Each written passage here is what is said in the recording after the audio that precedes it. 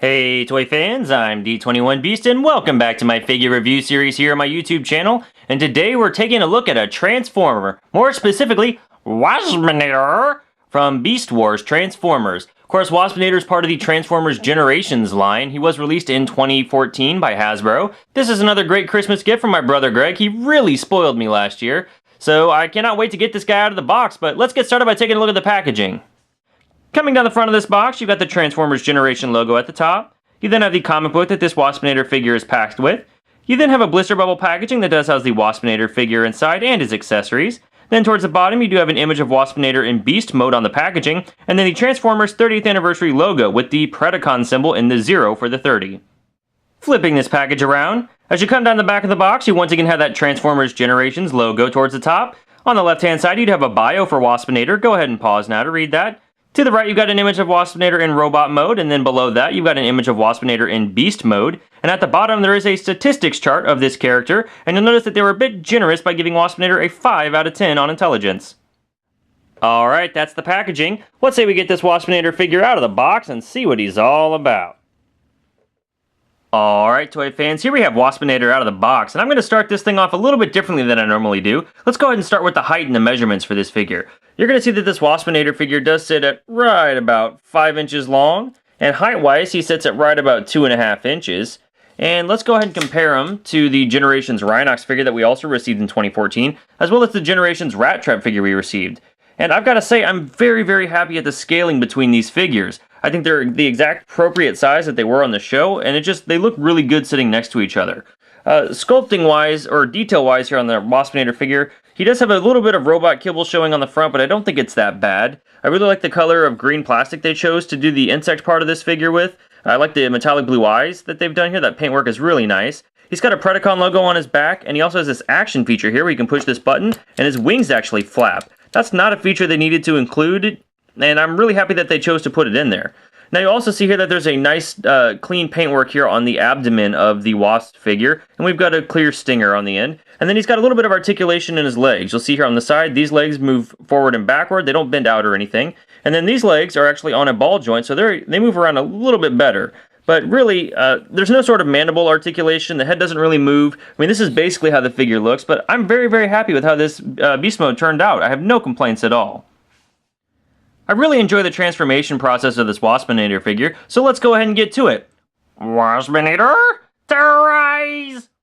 Alright, so we're going to go ahead and pull the legs down, and they just come forward just like this. And we want to bend the abdomen, or the abdomen for the B back here. And we're going to pull these legs down just a little bit more. They come unpegged from the arms. And then we're going to split the head of the robot chest and fold it down. And then there's actually joints here that are going to kind of slide and bend out. I don't know if you can see that on this side, and then we're just going to hinge that out.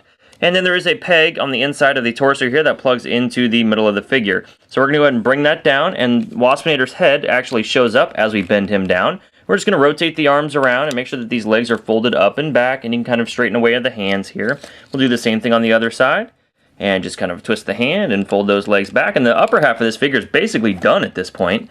Now what we want to do on this lower half is grab this ball joint that the legs are attached to, spin it all the way around, and then we're just going to kind of pull these legs down a little bit, and then you're going to see that there's a foot here that needs to be folded forward, and then his ankles actually go back. We're going to do the same thing on the other side, and we're just going to fold it just like this. It's a little tight. There we go. And we want to fold up his insect legs so they don't get in the way of the figure standing.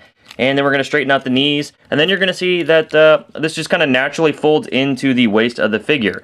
So there we have Waspinator in his robot mode. So not too bad of a transformation process. Oh, and you can pull off the stinger gun that he had on the show from the abdomen of the bee here. Just pulls off just like this, and then you're going to fold it out, and the weapon is complete. Now I would have liked for there to be a black stinger on this gun, but you know, it looks fine with a clear stinger. Just black stinger would have been more show accurate. And it does plug very nicely into Waspinator's hand.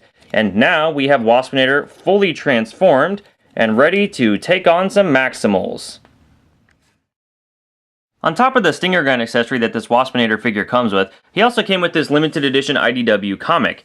Inside, we have Waspinator in a pub of all things, talking to other Decepticons about the time that he raised a Titan, which looks a lot like Metroplex. Now, I'm not completely up to date on what's going on in the Transformers comics, but it was very interesting to see that character in this book. And as you go throughout the book, you find out Waspinator is just giving a complete recounting of everything that led up to basically the rising of the Titan, or this transformer that looks like Metroplex. If you guys have been reading this comic, maybe you can let me know better what's going on, but it was an interesting read overall, but I'm just completely in the dark on it. But still, cool to see Waspinator in the comic overall.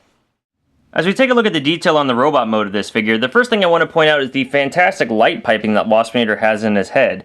He's got just nothing but clear plastic on the back of his head sculpt, so you can see that the eyes actually illuminate pretty nicely when exposed to natural light or artificial light, so I like how that works out.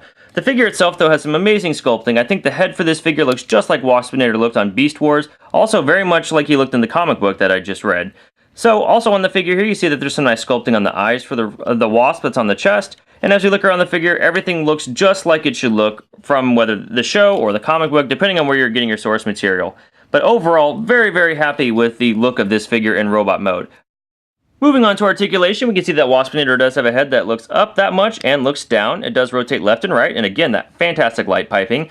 He's got a ball joint at the shoulder that rotates all the way around, as well as having a ball joint at the elbow that is pretty free moving. The hands actually rotate a full 360 degrees, but they are not on ball joints, so you're only going to get a twisting motion out of them. Of course, these insect legs are articulated as well. The figure does not rotate at the waist at all. He does have a ball joint at the hip, so his leg can move forward that far, it moves back very far, moves out from the body very far, and then he's got a single joint at the knee that just bends down ever so slightly, and then bends forward a lot, mostly due to the transformation.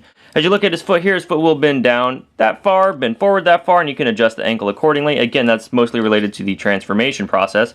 And the insect wings actually are completely free and move with that button that we saw in the beast mode as well. So overall, a decent amount of articulation on this figure. Height-wise, we can see that this Waspinator figure does stand at right around 5.5 inches tall. For some size comparison, here we have Generations Waspinator compared to the Generations Rat Trap figure, and compared to Transformers Generations Rhinox. Just for fun, here he is compared to the Transformers Robot Heroes Waspinator figure released by Hasbro in the mid-2000s. And finally, here he is compared to the Marvel Legends Infinite Series Wolverine. Hey, like the color yellow, do ya? Ooh, Wolverine be Waspinator's friend? Ha! Get bent, Bug. Oh, why nobody like Waspinator? Alright, toy fans, well that's my review of the Transformers Generations Waspinator figure released by Hasbro in 2014.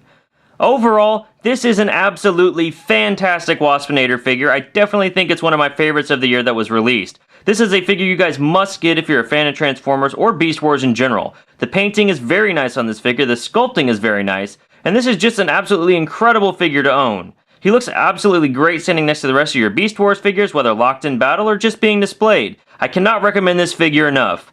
Well, thanks for checking out this review, guys. I hope you enjoyed it. If you like what you saw here, please feel free to rate, share, subscribe, and we'll catch you next time. Hey, toy fans! Did you watch this review and find yourself wanting to know more about Waspinator? Well, check out these suggested episodes from Transformers Beast Wars to learn more about this great character. Waspinator approves!